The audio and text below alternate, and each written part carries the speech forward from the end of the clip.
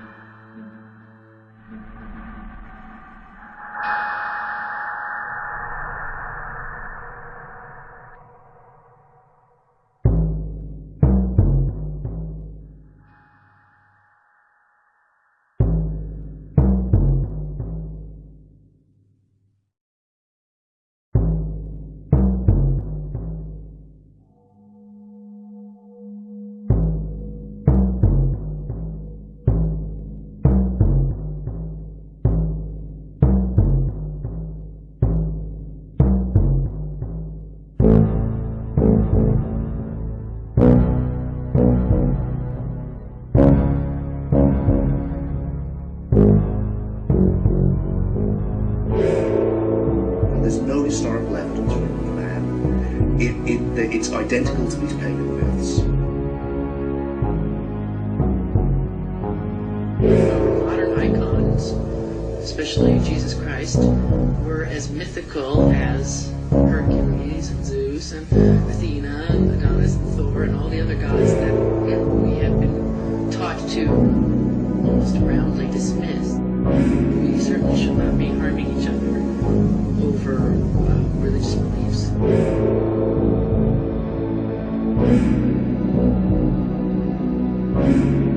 We have gods and goddesses in the ancient world who were raised from the dead, don't we? You say, you have to be specific and say, well, who do you have in mind? And what's the gap? Because except for Isis and Osiris, which, as one scholar pointed out, as many scholars have pointed out, is not really in a resurrection account at all, we have no ancient story which predates the resurrection of Jesus.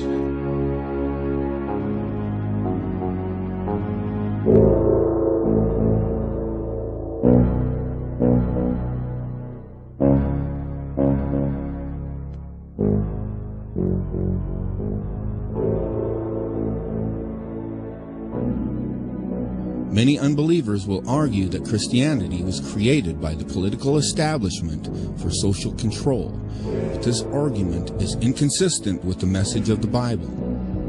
For instance, in the Gospel of John, Jesus referred to Satan as the ruler of this world. He said that the Holy Spirit will convict the world of judgment because the ruler of this world is judged. Also, Peter taught to obey God rather than men. Around AD 95, John received a vision which he recorded in the book of Revelation. John spoke of several beast empires throughout world history. He said, "And there are 7 kings. 5 are fallen, and 1 is, and the other is not yet to come. And when he cometh, he must continue a short space. And the beast that was, and is not, even he is the 8th, and is of the 7, and is going into perdition." John the Revelator and Daniel the prophet spoke of a final beast empire and world government that would be ruled by 10 kings in the last days. John declared that the world leader will cause all people to receive a mark in their right hand or in their foreheads in order to buy or sell. Contrary to the idea that Christianity was established for social control, the Bible teaches that all who take this mark or who serve this world government will be damned, but those who are beheaded for the witness of Jesus will reign with him in his kingdom. Financial and healthcare applications. One thing I would just suggest, I'm just an outside, soon-to-be investor. I love this idea, by the way, Scott. I think this is great. Thank you, Sean. This is not to say that the Bible has not been perverted and taken out of context by the political elite for social control, as seen in the secret FEMA plan to use pastors as pacifiers in preparation for martial law.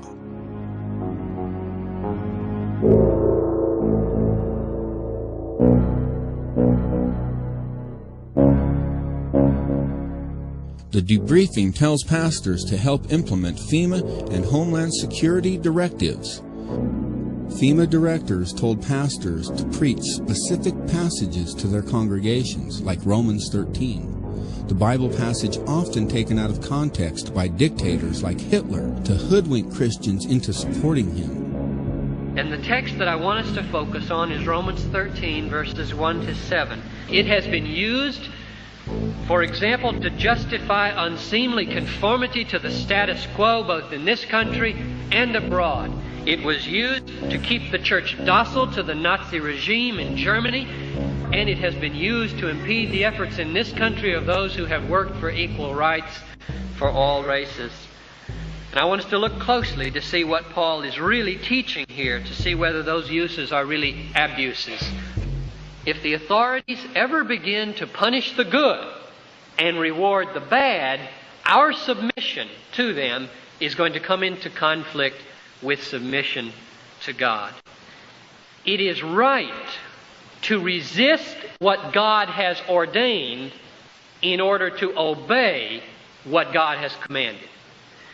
We are being tested to see whether we will try to save our lives and be subject to the atrocities of the ruling power, or whether we will say with Peter, we must obey God rather than men and risk the losing of our lives.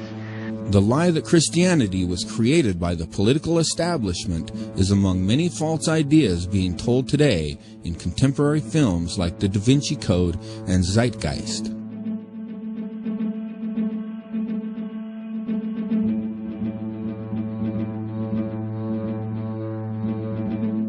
In Part 1 of the film Zeitgeist, nearly 200 sources are cited in the transcript. Yet many of these sources are used more than once. For example, Manly P. Hall is cited 5 times. Albert Churchwood is cited 6 times. Timothy Freak and Peter Gandy are cited 7 times. Edward Carpenter is cited 8 times. Thomas Doane cited 19 times. D.M. Murdoch is cited twice. However, D.M. Murdoch also goes by the pen name Acharya S. Acharya S. is cited an additional 27, and Gerald Massey is cited 30 times. In fact, when the transcript for this film is examined in further detail, we see that less than 25% of these sources are original. The idea that Jesus is a copycat solar deity has been propagated by the self-taught Egyptologist and practicing Druid Gerald Massey, homosexual activist and philosopher Edward Carpenter, atheist Professor John Allegro, and authors Peter Gandy and Timothy Freak, and Acharya S. In 1970, John Allegro also wrote a book entitled The Sacred Mushroom and the Cross that suggests other ideas. Allegro proposed that the earliest Christians were actually a secret cult group that used hallucinogenic mushrooms and utilized the name Jesus as a code word to avoid letting outsiders know about their secret activities. Allegro was criticized immediately by almost every major historical scholar. The Times newspaper of London printed a letter signed by 15 scholars in the Semitic languages who dismissed his conclusion, stating that it was not based on any philological or other evidence that they can regard as scholarly. His book was denounced as an essay in fantasy rather than philology.